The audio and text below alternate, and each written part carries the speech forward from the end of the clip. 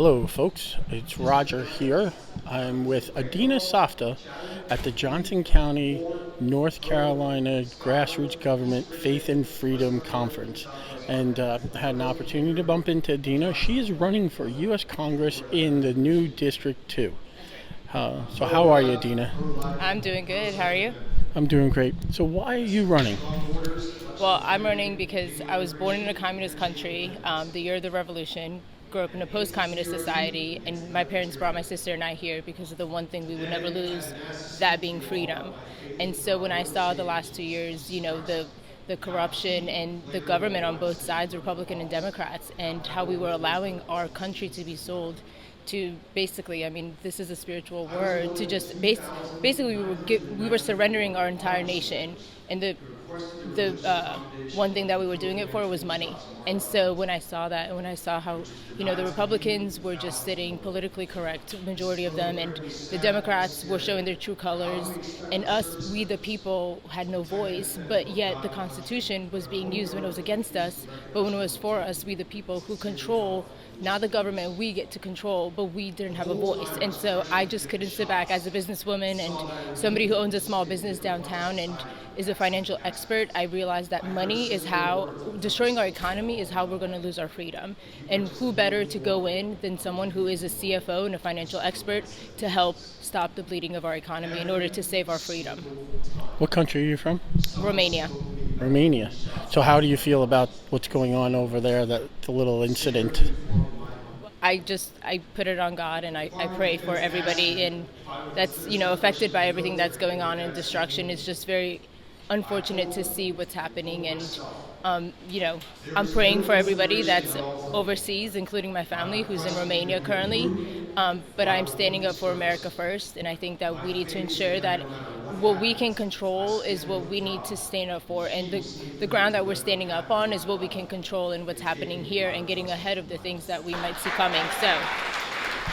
So what do you think you can do? Because District 2 is in Northern Wake after the merry-go-round of redistricting that this state has gone through. So what do you think, what's the one thing that you can bring in and what you want to do for Northern Wake County? Well, if you look at how our development in our economy, being called the New Silicon Valley isn't always a great thing when, Apple, when you look at the taxes and tax havens and the things that you might be bringing a lot of jobs, but are you paying taxes? Are you, nobody looks at the bottom line of how our county is being affected. Wake County is the largest county in the whole state. And it's the county that's been surrendered to the Democrats, but it's also the leader in school boards and the way we do things. Wake County is the leader in our state, and we cannot surrender that. So for me, it's going in, it's working with the parents in the education system, making sure that we protect and we save our public education, and it's making sure that small businesses can open their doors and live freely, and that nobody has to wear a mask that doesn't work, and everybody knows the mask doesn't work, and we're allowing the government to control our lives. Why? Because of fear. And my goal is to help people see the hope and to see the silver lining, in that we can control this and we don't have to back down to any political power because we're the people and we have faith.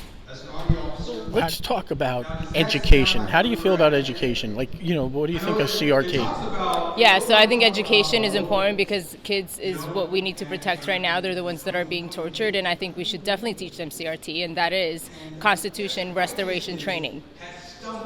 And what do you think that entails?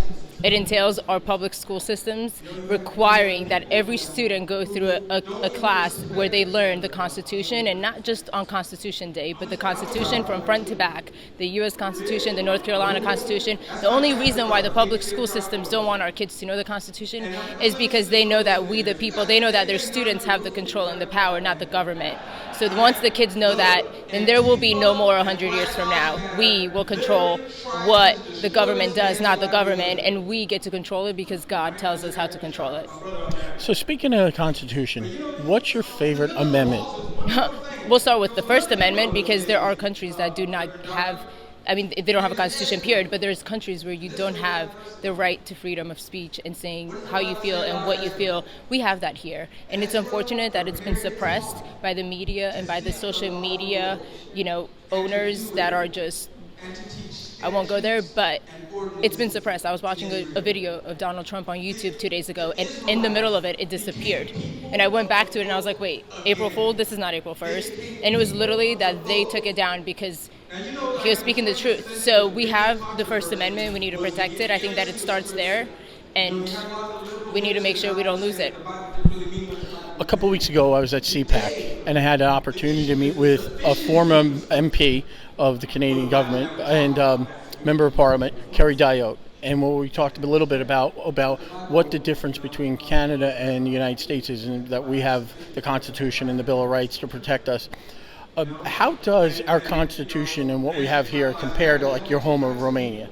You can't even compare it. I mean, there's no comparison. There is no constitution anywhere else. This is God's nation. This is the nation of the free world, the free market. I mean, you can't compare United States to any other country. Not even Canada.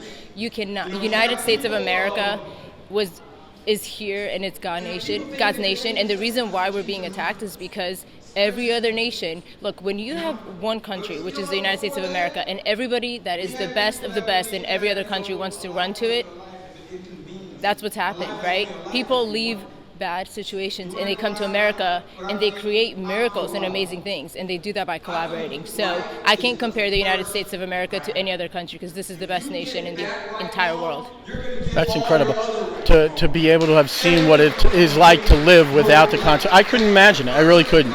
I remember I went to Hungary in 1988 before the wall fell, and Budapest, and I remember getting off the plane, and I was taking a taxi, and the man asked me, he goes, "What does a Big Mac taste like?" Could you imagine? You know what? Good point. So when Joe talks about the lady in the McDonald's with the Wi-Fi and poor thing, I get so mad. I just want to go on live TV and say, Joe, in Romania, going to McDonald's is like going to a 5-star restaurant. So when you are literally talking about how, poor people are going to McDonald's, that's an actual treat, 5-star restaurant to other countries. That's how ignorant he is. So yes, for us, we would get McDonald's once a month and it was a treat. When you get elected to Congress has the ability to declare war. Do you think war, if Joe Biden pushes it, do you think war should be declared on Russia? Anything Joe declares and pushes, we should do the opposite of. Really? Yes, opposite. Anything Joe supports, I don't support. Really? That simple? Just really? If Joe supports it, we know what platform he's running on, and it's not the one where he won the election, so. That's very good. Thank you. Hard is what I do. Do you think Ukraine should join NATO? Oh my goodness, that is a hard question. America first. How do you find you on the internet, and what's your social media? Yeah, so we have a website. It's www.adinaforcongress.com. You can sign up to volunteer. How do you spell Adina? Sure, it's A as in apple, D as in, it's Adina.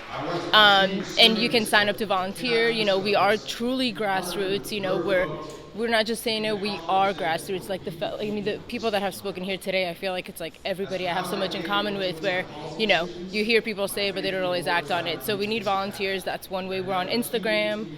We're on Facebook. You accepting donation? Like if I wanted to give you some money, would you take that? Yeah, so we also are accepting donations. And my pledge to citizens who donate to our campaign is that my goal, and I realize that there's a lot of corruption in the campaign financing in general, and that's one of the first things that I noticed.